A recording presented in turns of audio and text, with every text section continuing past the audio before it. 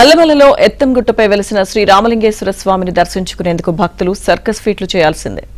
చిన్న పెద్ద తేడా లేకుండా భక్తులందరూ గుట్టలో నడుస్తూ పెద్ద బండరాళ్లపైకి ఎక్కుతూ స్వామిని దర్శించుకుంటున్నారు. నాగర్ కర్నూలు జిల్లా కోడేరులోని ఎత్తం గ్రామ సమీపంలో నల్లమలలోని ఎత్తంగుట్టపై శ్రీ రామలింగేశ్వర స్వామి బ్రహ్మోత్సవాలు వైభవంగా ప్రారంభమయ్యాయి.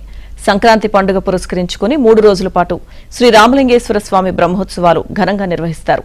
మకర సంక్రాంతి రోజు మకర జ్యోతి వెలిగిస్తారు. గట్టుపై ఉన్న స్వామివారిని దర్శించుకునేందుకు తెలుగు రాష్ట్రాల భక్తులు భారీగా తరలివస్తున్నారు.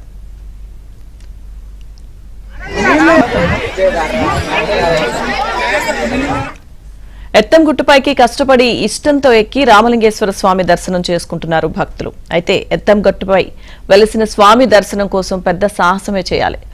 పెద్ద బండరాళ్లపై చెట్ల కొమ్మలు పట్టుకుని పైకి వెళ్లాలి. రాళ్ల మధ్యలో పాకుతూ స్వామివారిని దర్శించుకోవాలి. ఎక్కడ పట్టు తప్పినా ప్రాణాలు కోల్పోవడమే. స్వామి అనుగ్రహంతో ఇప్పటి వరకు ఎలాంటి ఘటనలు జరగలేదని గ్రామస్తులు తెలిపారు. భక్తితో స్వామివారిని దర్శించుకుంటే కోరికలు తీరుతాయని భక్తులు చెప్పారు. ప్రతి ఏటా జనసేన నేత పాషా గట్టు కింద ఉచిత అన్నదానం నిర్వహిస్తున్నారు. ప్రజలు కాకుండా వివిధ ప్రాంతాల నుంచి భక్తులు తరలి వస్తుంటారు.